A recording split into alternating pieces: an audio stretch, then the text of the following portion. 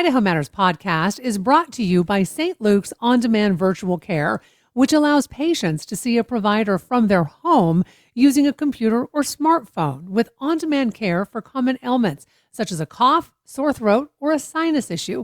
More information at stlukesonline.org. At the Boise Art Museum right now, there are almost 1,000 hand-painted plates on display.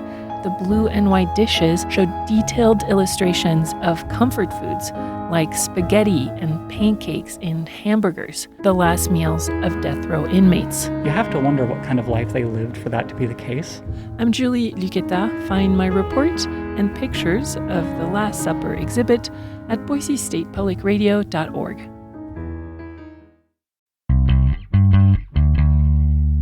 From the studios of Boise State Public Radio News, I'm Gemma Gaudette. This is Idaho Matters. As Idaho heads into the 2026 legislative session next month, the state is staring down a projected budget shortfall, and the debate over how to fix it is already heating up. Now, at the same time, funding for several behavioral health programs is being cut or eliminated, which is prompting warnings from law enforcement that the consequences won't just show up on a balance sheet, but in jails and emergency rooms, and even neighborhoods across our state. Now, lawmakers also have to decide whether to follow recent federal tax changes, a move that could further reduce state revenue. So today, we're asking a simple but consequential question. How does Idaho balance its budget without shifting the cost onto communities and public safety? We're joined today by Lieutenant Governor Scott Bedke, Bonneville County Sheriff Sam Holes, who is also the immediate past president of the Idaho Sheriff's Association, and House Minority Leader Representative Alana Rubel. I want to welcome all three of you to the show. Thank you. Thanks for having us. And Lieutenant Governor, let me start our conversation today with you. You said recently that last year's budgeting process put priorities ahead of revenue for the first time in Idaho's history. When you look at the current projected deficit, how much of this situation do you believe was avoidable? All of it. Every mistake we've made in our lives could be avoided.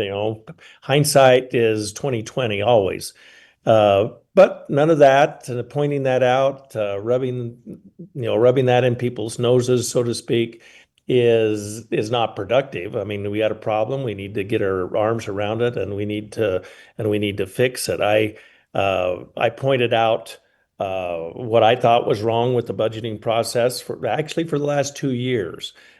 We have always established a revenue number, got buy-in on that revenue number from both the House and the Senate, and then budgeted to that revenue number. And so it's kind of like Christmas shopping. I mean, how many of us have experienced doing Christmas without a budget? I mean, the ramifications of that go clear into the next year. You're still paying stuff off in February, March, April, and maybe even beyond. But if you have a budget and you stick to it, then that frees up. Then you have flexibility in the months after Christmas. I hate to trivialize it that way, but that's kind of how it is. This is the consummate kitchen table issue. Families don't do it like we did last year, and states should not either. So, Lieutenant Governor, as you know, Idaho's Constitution requires a balanced budget, but it doesn't say how to get there. So what principles do you think should be guiding lawmakers this next session when they're deciding between cuts or reserves or even revenue changes? Well, we've got to take care of first things first. So our priorities should be on the things that, public schools ought to be one of the last things cut. And I'm appreciative of Sheriff Holtz being on here today because, our first responders will see if indeed some of those programs that you referenced are cut, then that'll show up first on the streets. And so, I've long said that it doesn't matter if Idaho's number one in economic this and income that, and we have, a great state that way. None of that matters if we aren't number one in community safety. And so to the extent that some of those cuts, they haven't been made yet. So let's establish that. They're going to be, Mhm. this upcoming session, they'll sit down on January 12th and start making the budget for the year that is going to start the following July 1st. But as we look down the road, a lot of the options, a lot of the revenue has already been committed. If you want to look at it that way, and the tax cuts that they passed last year and in previous years, plus, so as you referenced, the one big beautiful bill has tax ramifications, will lessen the revenue to Idaho's treasury as well. And Idaho has always conformed with the federal tax law changes. And so we're talking about, well, maybe not doing that this year. Well, that makes, that's antithetical to the way the state, we want to have a state that is business friendly, and we don't want businesses to have to keep two sets of books, one for the Mhm. federal system and one for the state system. So there are things to be concerned about. Thank heavens we do have a balanced budget amendment that kicked in this year, frankly, early on in the new fiscal year and the fiscal year that we're in. I mean, after the budget was set last session, even the most optimistic figured that the revenue number that they planned on was never going to materialize, and so that forced the governor or the executive branch to issue holdbacks, which they did last the 1st of August this last year. And so that's what will happen. That's the current year, though. But as we look forward to setting the budget in FY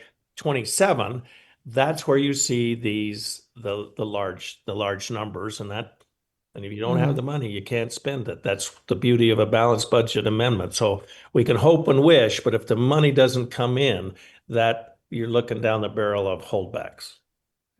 And Sheriff Halls, as I mentioned, you're the sheriff of Bonneville County. You are the immediate past president of the Idaho's Association. When you were president, just recently, you penned a very strongly worded letter to many of our state leaders, and it included the governor on it. Your letter warned that eliminating behavioral health programs, in particular, will increase jail populations as well as emergency calls. In your opinion, how quickly do law enforcement start feeling that impact when we see services cut?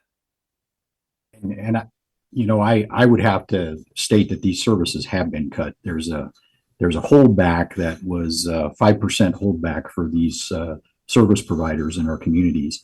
Those holdbacks took effect on December 1st of this Mm. year. And so these services are already been impacted in our communities. And we see that immediately as law enforcement, almost immediately, as soon as these services are pulled. Some of these folks end up back in crisis, and then they end up bouncing into law enforcement calls for service. And we're going to be tracking that and watching it. We know statistically what this looks like. What it means is added crisis levels at your emergency rooms.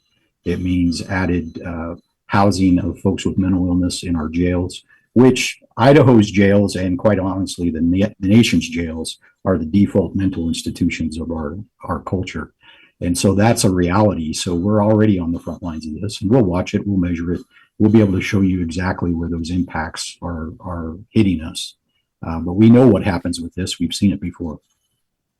So, Sheriff, paint a picture for us if you could. As you said, these programs disappeared on December 1. What does that look like? Let's say for someone out on a patrol shift. Well, again, it just means more crisis calls. And again, we receive these kinds of calls all the time. But a lot of times, what this will look like is somebody who is not stable in the community.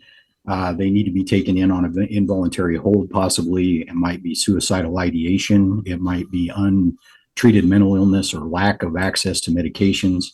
It might be lack of access to counseling. So assertive community treatment, for example, something that Idaho has had for a long time, is basically non-existent right now today. And those clientele that were receiving those services are not receiving those services. And those are a lot of people that have severe and persistent mental illness. A long time ago, our society went away from institutionalization of the mentally ill. And so we try to keep those folks in our community, which is the least restrictive means of treatment for them. And when we have the proper services in place, we're able to do that. Those services are always pretty narrow in Idaho compared to other states. And so when you take those services away completely, you're going to see that dump immediately into your other emergency services and also into the courts system again, which we refer to as criminalization of the mentally ill, which we still see quite often in Idaho and creates a lot of problems for us. Again, these programs we have really need to be built out better than they are. But when you take them away completely, we have a lot of data on what that looks like in the states that do that. And that's where we're at right now is Idaho. Representative Rubel, you have said that this is a revenue problem. It's not a spending problem. So what policy choices do you believe most directly led to where Idaho is right now? Yeah, it is 100% a revenue problem. We have the leanest budgets you've ever seen, almost lean to a fault sometimes, where we underpay our state employees to the point where we can't keep them, and it actually becomes costly to constantly recruit and retrain people because we pay them so little. We absolutely, the legislature brought this upon themselves through extreme income tax cuts, generally benefiting the very wealthy. There was last session, $450 million of annual revenue was cut permanent year on year by the legislature. The bulk of that was in an income tax cut, but also there was the voucher bill, the school tax credit for private school tuition, which added to that $450 million number. I would like to see us simply reverse course on those. I mean, really, if we undid two of the bills that were passed last session, it would go a very long way toward putting us back in the black. But we're really at a point where the things that they're talking about cutting are actually going to hurt us far more than they could help. They're talking about doing things like ending Medicaid expansion and ending the launch program. Doing any of that would actually hurt the state coffers far more than it would help. It would cost taxpayers more, not to mention human suffering. But there's very little we can do right now in terms of cutting spending per se that wouldn't bite us pretty hard, often in the near term, definitely in the long term. I think we have got to look at ways to bring back revenue. So, Representative Rubel, there are some Republican leaders in the legislature that say the projected deficit, it's just an estimate. So why do you believe it should be taken more seriously and potentially be seen more as a warning? Well, the folks who did this obviously have a vested interest in not conceding that it was a mistake. So the folks that oversaw this budget process have been very, I hate to use the word gaslight, but they've been fervently saying, hey, we don't know, maybe it'll all turn out okay. We're halfway through the fiscal year now, so we're past the point where they can say, hey, it's just the first month. Hey, it's just the second month. Maybe things will turn around. Hey, it's just the third month. We're halfway through the year. We can see where this is headed. And our budget experts, I mean, we have smart people who look at this, who are nonpartisan folks with, PhDs in economics. They are projecting a $555 million shortfall for the next fiscal year. We're really out of the zone where this is going to be fixed by, things looking slightly better in a month or something. We're in a deep, dark hole that is structural, and we aren't even in a recession yet. This is just damage that was done by excessive revenue cuts. But no, I don't think without clawing back revenue and doing something serious in terms of legislation, this is not going to turn around on its own. So, Lieutenant Governor, the legislature is weighing whether to conform with recent federal tax changes. We mentioned that a little bit earlier. But if conformity reduces state revenue by hundreds of millions of dollars, how as a legislative body do you square that with cuts to core services?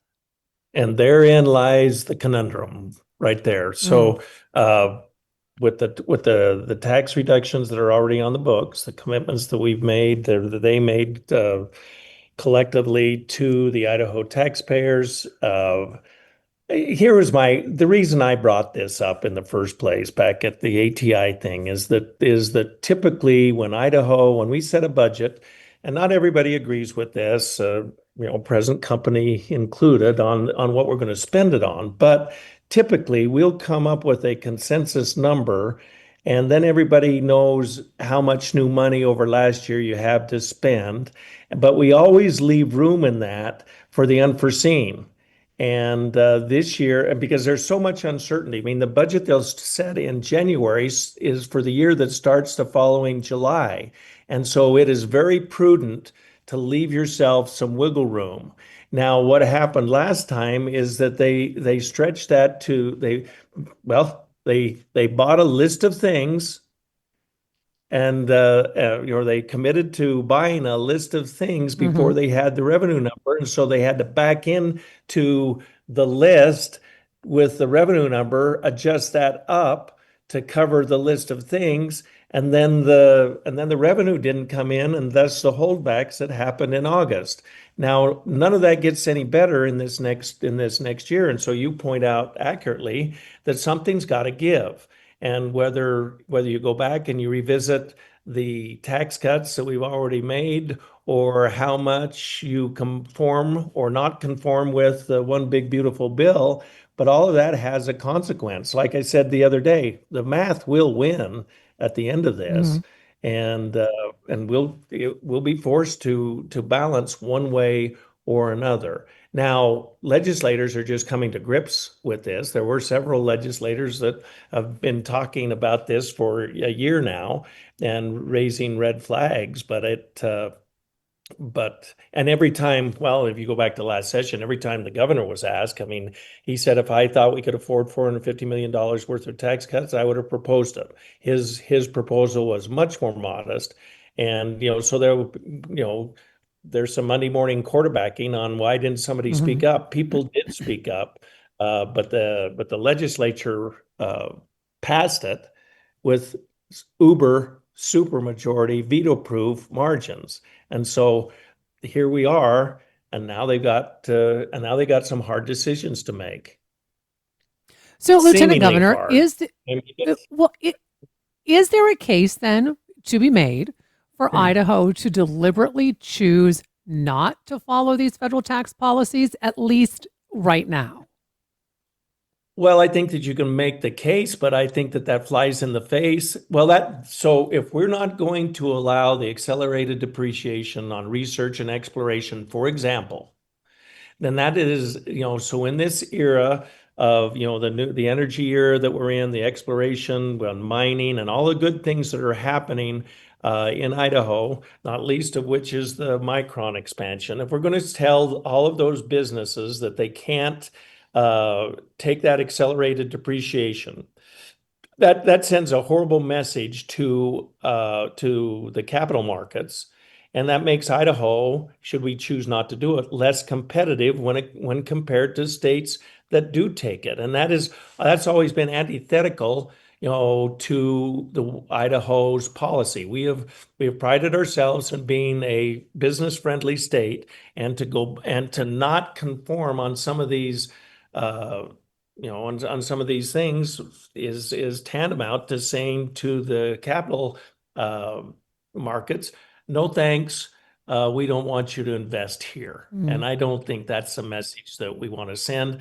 That, as Representative Rubel pointed out, that will have consequences down the road as well, and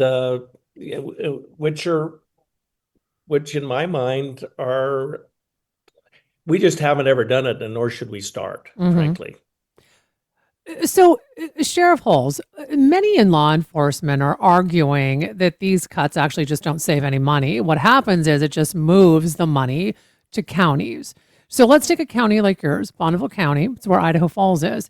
Does your county have the capacity to absorb that type of shift? Well, we have no choice. When the state fails in its responsibilities, the counties always pick it up. And this is really a pattern that we see, whether that's unfunded mandates at the state level. I mean, we can talk ad nauseum about what we've seen in the last 4 years and the holdback in taxes. This is just really an outcome of several years of policy making that has placed us here. And that's always balanced on the backs of the counties. And so the counties do more with less, and that's the reality of it. But we don't get to say no. When there's a problem in our community tonight at 3:00 in the morning, odds are that's a deputy sheriff or a local police officer that's coming to that problem. and we have to maintain services. When those patrol deputies or cops bring somebody to the jail, we don't get to say no. We have to take them in. Where these other services fail, where we lose nets in the system that help these people keep from landing in our jail facilities, when those are gone, they're coming to the county jails. And so, yeah, we can't say no, and that's the reality of how the system works. So, Sheriff, do you feel that lawmakers fully understood the public safety consequences that you're warning about? I think some of them did. I think some of them also may not see value in these services, or may think that the services are too robust. But that's not the reality for Idaho. It truly isn't. And then some others may have been naive to the fact, although they shouldn't have been. And so now that's the reality that we have to live with. So my argument would be, let's not wait. We have a rainy day fund for a reason. Reestablish these critical services as rapidly as possible. Put them back in place, because you're not going to save any money. Ultimately, the burdens are going to be shifted. And the problem also is what doesn't show up on the spreadsheet, which is the cost to the people, the humans that are involved in this, and the possible tragedies and things that can happen because these services aren't in place. We need to be thinking about that as well. So, Representative Rubel, if lawmakers respond with even deeper cuts, right, and we've already heard from Sheriff Holes about how these current cuts are impacting people already. So, if they respond with deeper cuts rather than restoring revenue, where do you believe Idaho will feel the pain first? I mean, who gets hit the hardest? Everybody will. Right now, and I appreciate that the sheriff pointed out that many of these cuts have already taken effect. There have been cutbacks to Medicaid expansion rates and termination of a broad range of mental health services. People in vulnerable communities are already very much feeling this. I'm working with a group of parents with disabled kids who have essentially had their services completely cut off. They don't even know how they're going to stay in their homes. I mean, they can't go to work because there's nobody that will come provide nursing care for their kids. People on the vulnerable fringes are already being hit very hard from the cuts that have already taken place. But cuts of the scope they're talking about, I mean, if we really are going to do this conformity, which I think we can't do personally, but and put ourselves in an $850 million hole, there is nobody in Idaho that isn't going to feel this very hard. It will be, no new infrastructure, terminating the launch program, massive cuts to education, massive cuts to higher education or universities, public safety. Everything is going to get hatcheted if we're looking at, the full revenue cuts that they're talking about. But, to your earlier question on whether we conform to the One Big Beautiful Bill Act, it feels like a bad joke to me when I look at how far in the hole we are right now and saying, okay, we're already $555 million short of the bare bones budgets for next year. These are like the skeleton budgets to just keep the lights on in the agencies. We're more than $550 million short for that. And we want to take another $300 million out of revenue. That just feels like a non-starter. And I've always voted for conformity because I understand everything the lieutenant governor said about how it's a hassle for businesses to maintain two separate sets of revenue. But we can't do this. We just can't. I know we have to compete with other states, but we also have to compete with other states who still have roads and universities and schools and police and fire. The cuts to our basic services would be so shocking that to me, I just don't know how we go there. I can't even wrap my head around how deep those cuts to basic services would have to be to try to make ends meet if we do conformity on top of the hole we're already in. So, Lieutenant Governor, the sheriff mentioned the rainy day. Oh, go ahead. No, I think the point is well taken. And so if I may offer a suggestion, I mean, we don't have a hard number on what conformity will cost, but let's for the sake of this discussion say that it's $200 million added onto the 450.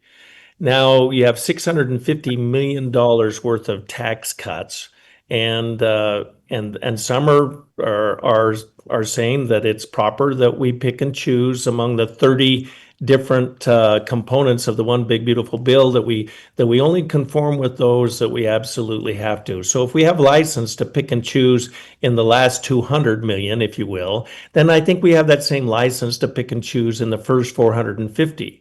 And we choose those things that give that create the most bounce in Idaho's economy. We don't have to do them all. We'd have to admit that we got it wrong. That's okay. We've lived through that before, and we break this down into this huge problem. We break it down into smaller pieces and work our way through it. I think that we can do that. It's certainly within our power. Otherwise, you're going to get blind cuts across the board that never end well. And it's I remember an oil filter commercial of you pay me now or you pay me later. And I think that's where we find ourselves here. So, Lieutenant Governor, with just a little bit of time left, and the sheriff mentioned this, and it's the rainy day fund. Idaho has more than $1 billion in rainy day funds, as you know. When should those funds be used, if not during a moment like this? Well, I think we should be very careful when we use that, but I think you could also make an argument that through the COVID years and then the federal stimulus, there's a lot of money that flowed into Idaho, and some of that found its way into these savings accounts. So I think it needs to be on the table. I think it's a tool, but I mean, just like all of the families out there know, you can only subsidize your checkbook out of your savings account so many times. And so you're using one-time money for ongoing stuff. And that doesn't end well either. But we're in a problem here, and I think that needs to be on the table to bridge out of the current situation, in my humble opinion. Sheriff, I'll give you the last word. Looking ahead to the next year, what is your biggest concern if these services are not restored and other public safety issues are not addressed by the legislature? Well, it's just going to continue to put a demand on already stretched resources. Make no mistake, we'll bear up under the burden, but there'll be consequences for it. And again, the tragedies that may come out of this are more than just numbers. They're people, and our communities will be made less safe. Our law enforcement will be made less safe. And so that's my concern. The largest concern is, and we won't know that until those things occur.